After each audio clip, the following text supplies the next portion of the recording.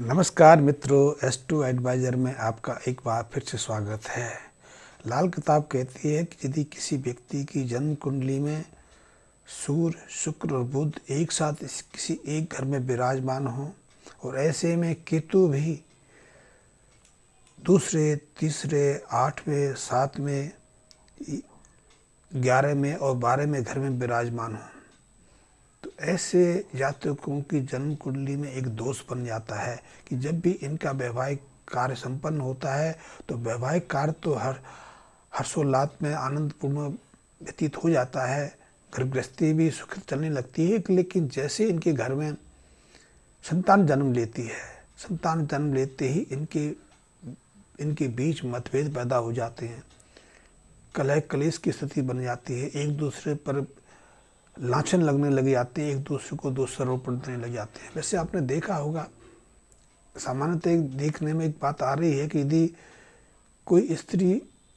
पुत्री को जन्म दे दे तो जन्म देते ही उसकी सास, ससुर, ननद या उसके स्वयं पतिदेव उसको कई तरह के उल्हाने देने लगते हैं, कई तरह की उसको प्रताड़ना देने लगती हैं, उसके मान सम्मान को क्षति पहुँचने लग जाती है।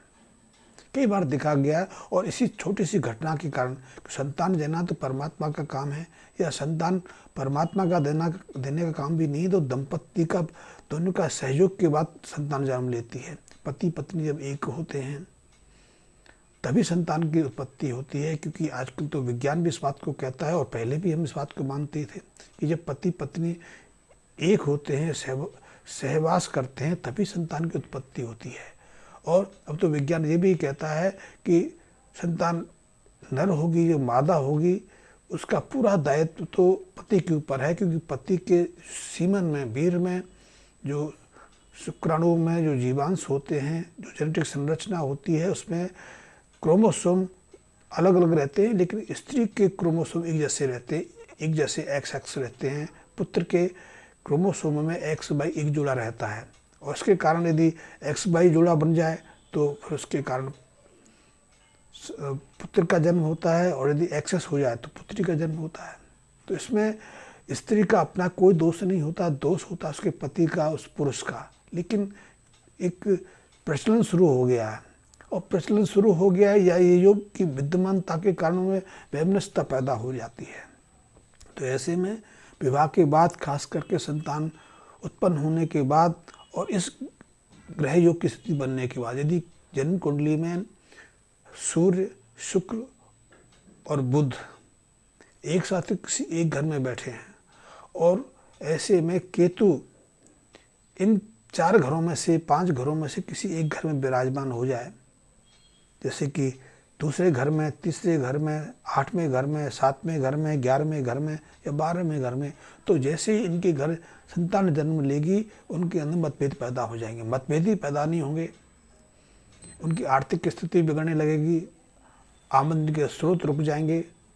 और इस चीज़ के लिए पहली तो शंका है कि स्त्री पर दोषारोपण लग जाते हैं कि उसके कारण संतान ने नर रूप में जन्म नहीं लिया, पुत्री रूप में जन्म लिया, या फिर अनायास एक दूसरे में गाली गलौज होने लग जाती है, एक अपशब्द बोलने लग जाते हैं, एक दूसरे का अपमान करने लगते हैं, और उसके कारण एक कलह की स्थिति बढ़ती चली जाती है। और कई बार तो कलह की स्थिति जहाँ तक बढ़ जाती है कि वे एक दूसरे से अलग होने को आतुर हो जाते हैं। ऐसे पहले समय में तो ऐसे मामले नहीं होते थे, किसी तरह से रजामंदी सुलह हो जाती थी, लेकिन अब तो सुलह होने की संभावना खत्म हो गई है। अब तो पति पत्नी के रूप में वैसे ही एक साथ रहना बहुत मुश्किल होता चला जा रहा है। इसकी बजाय हम लिव इन रिलेशन में एक स्त्री को रखेल के रूप में रहने में कोई परेशानी नहीं आती, लेकिन पत्नी बन के रहने में परेशानी आने लगी है। तो ऐसे में यदि एक दूसरे में मतभेद हो जाए, एक दूसरे को हम दोषारोपण देने लगें, एक दूसरे के ऊपर हम गाली गलौज करने लगें, तो ऐसे में एक साथ रहना बहुत मुश्किल हो जाएगा।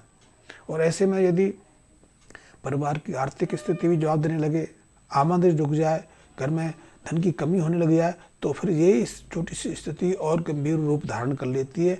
फिर तो परमात्मा ही इस समस्या से निकाल सकता है, लेकिन लाल किताब में इस समस्या का समाधान है, निराकरण है।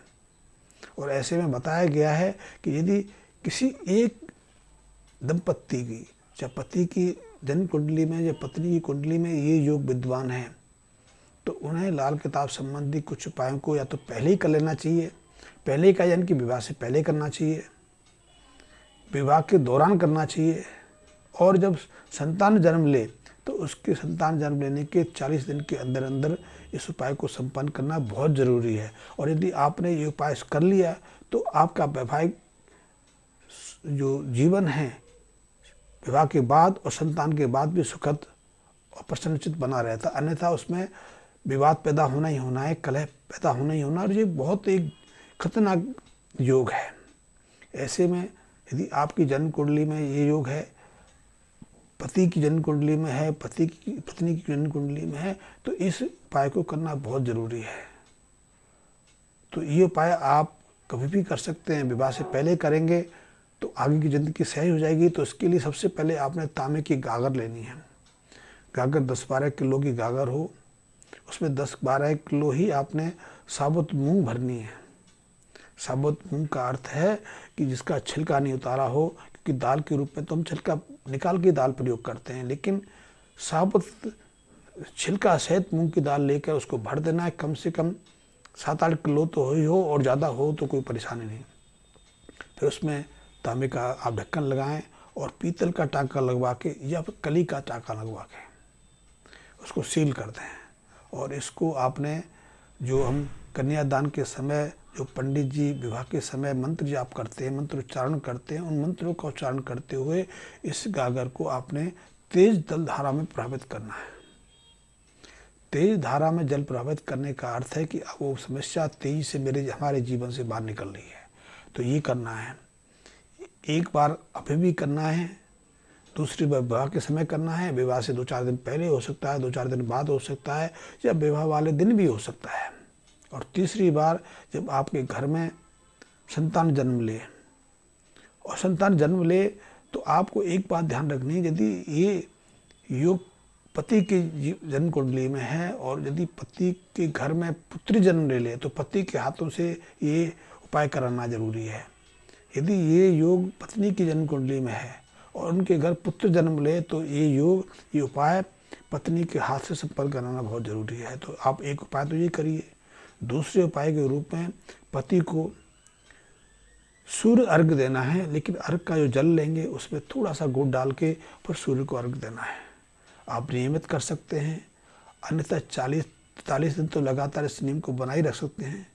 इस नियम से आपका जीवन संभल जाए, इस उपाय से आपके जीवन में मधुरता बनी रहे, पति पत्नी के मध्य सामंजस्य बना रहे, तो उससे ज़्यादा हमें क्या चाहिए।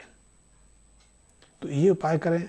और तीसरे उपाय के रूप में तीसरा उपाय है पति को अपने हाथ में 3 धातु का कड़ा, 3 धातु होती है सोना, चांदी और तांबा, तो 3 धातु का कड़ा बनवा के अपने दाहिने हाथ में धारण करना है। और प्रयास ये रहे कि जो कड़ा आप निर्मित करें वो बेजोड़ हो, उसमें जोड़ ना हो, क्योंकि यदि जोड़ लगाएंगे तो इसका प्रभाव अधूरा रह जाता है।